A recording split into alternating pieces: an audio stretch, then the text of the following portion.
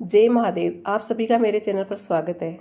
आज की कहानी बहुत ही पुण्य फल देने वाली है। कृपया कहानी पूरी सुने। कहानी इस प्रकार है। एक गांव में हरिया नाम का एक बहेलिया रहता था।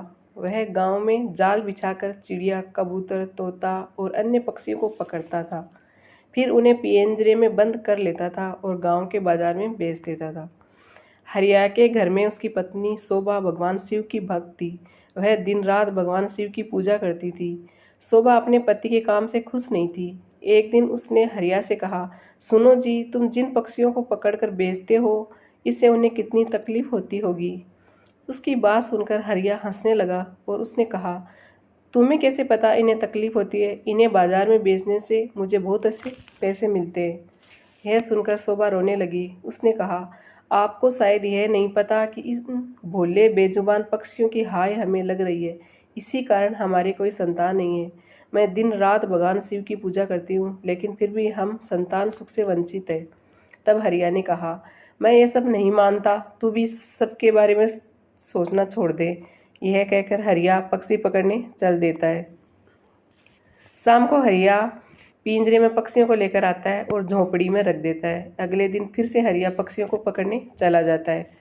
तभी कोई घर का दरवाज़ा खटखटाता है। शोभा दरवाज़ा खोलकर देखती है तो उसके सामने एक ब्राह्मण अपनी पत्नी के साथ खड़े थे। शोभा उनसे कहती है, महाराज, आप लोग कौन हैं? तब ब्राह्मण कहता है, बेटी, हम बहुत दूर से कुछ दिन इस गांव में शिव मंदिर में अमर कथा बांचने आए हैं, इसलिए हर घर जाकर निमंत्रण दे रहे। तुम भी कल से अपने परिवार के साथ कथा सुनने आना। यह सुनकर शोभा बहुत खुश हुई। उसने कहा, हे ब्राह्मण देवता, मेरे तो भाग्य खुल गए। ऐसा अवसर तो किस्मत वालों को मिलता है, परंतु आप दोनों की रहने की व्यवस्था कहाँ है? तब ब्राह्मण ने कहा, बेटी, मंदिर के पंडित जी ने हमारा रहने का इंतजाम मंदिर में ही कर दिया है, और इस गांव में जो भी हमें सम्मान और प्यार से भोजन कराएगा, हम भोजन कर लेंगे। यह सुनकर शोभा की आंखों से आंसू बहने लगे। उसने रोते हुए कहा, महाराज, मैं बहुत गरीब हूँ, लेकिन मेरी इच्छा है कि जब तक आप इस गांव में रहें, आप मेरे घर ही भोजन करें, परंतु मेरे घर का रूखा सूखा है जो आपको पसंद नहीं आएगा। यह सुनकर ब्राह्मण की पत्नी बोली, बेटी, तुम चिंता मत करो। यदि तुम्हारी इच्छा हमें भोजन कराने की है तो हर दिन हम तुम्हारे घर ही भोजन करेंगे। तुम्हारे रूखे सूखे एक निवाले से ही हमारी तृप्ति हो जाएगी। यह सुनकर शोभा बहुत खुश हो गई। उसने कहा, मैं आपके लिए भोजन तैयार करती हूँ। तब ब्राह्मण ने कहा, माई, तुम भोजन तैयार करो, हम पूरे गांव में निमंत्रण देकर तुम्हारे घर आएंगे।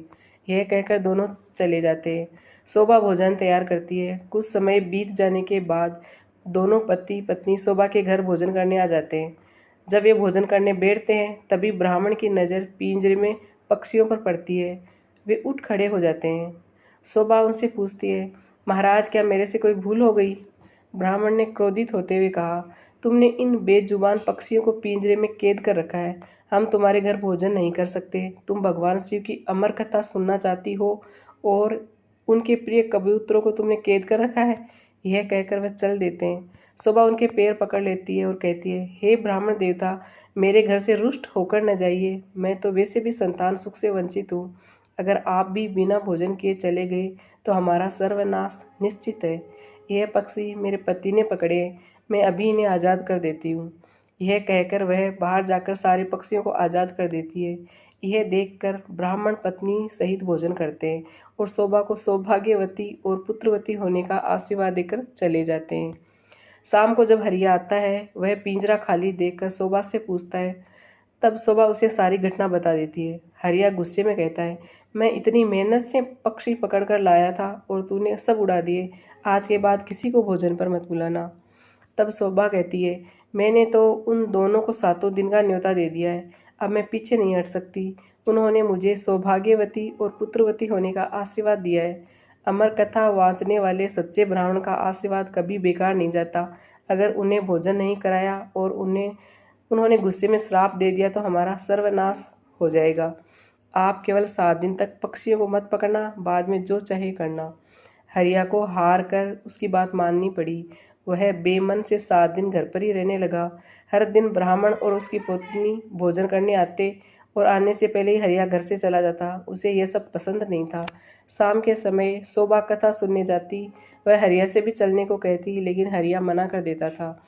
इसी तरह 6 दिन बीत गए। रात को शोभा ने हरिया से कहा, आपने मेरे कहने से 6 दिन पक्षियों को नहीं पकड़ा, बस आप मेरी एक बात और मान लीजिए। हरिया ने कहा, क्या बात है? वैसे भी मैं केवल घर ही पर रुकूंगा, परसों से अपने काम पर चला जाऊंगा। तब शोभा ने कहा, कल अमर कथा समाप्त हो जाएगी। मैं चाहती हूँ आप कल मेरे साथ मंदिर में कथा सुनने चले और वहाँ से वापस आने पर ब्राह्मण और उसकी पत्नी को अंतिम बार भोजन करा कर उनसे आशीर्वाद लें। क्या पता उनके आशीर्वाद से हमें संतान सुख मिल जाए। हरिया उसकी बात सुनकर अगले दिन कथा सुनने चल देता है। मंदिर में कथा सुनते सुनते हरिया की आंखों से आंसू बहने लगते। शोभा ने पूछने पर वह कहता है, भगवान शिव ने जिन कबूतरों को अमरता का आशीर्वाद दिया, मैंने जीवन भर उन्हें बेचकर अपना जीवन नरक बना लिया। कथा समाप्त होने पर वे दोनों घर आ गए। हरिया का मन निर्मल हो गया। उसने शोभा से कहा, मैं आज से यह काम छोड़ दूंगा और मेहनत मजदूरी करूंगा। कुछ देर बाद ब्राह्मण और उसकी पत्नी भोजन करने आए। हरिया ने उनका स्वागत किया, उन्हें भोजन कराया और उसके बाद हरिया ने अपने मन की सारी बातें उनके सामने रख दी। तभी ब्राह्मण और उनकी पत्नी भगवान शिव और माँ पार्वती के रूप में प्रकट हो जाते हैं। भगवान शिव कहते हैं, तुम्हारी पत्नी की भक्ति देखकर हम तुम्हें संतान सुख देना चाहते थे, किंतु तुम्हारे पाप के कारण यह संभव नहीं था, इसलिए हमें तुम्हारा मन बदलने के लिए भेष बदलकर यहाँ आना पड़ा। यह सुनकर दोनों पति पत्नी रोने लगे और उनके चरणों में गिर जाते हैं। भगवान शिव और माता पार्वती उन्हें पुत्रवती होने का आशीर्वाद देकर अंतर्ध्यान हो जाते हैं। भगवान के आशीर्वाद से उनके घर एक सुंदर कन्या का जन्म होता है। कन्या के आने के बाद उनके दिन बदल जाते हैं और वो काफ़ी धनवान हो जाते हैं। कहानी पसंद आई हो तो लाइक शेयर करें और चैनल को सब्सक्राइब करना नहीं भूलें। और भगवान शिव के सच्चे भक्त हैं तो कमेंट में हर हर महादेव जरूर लिखें।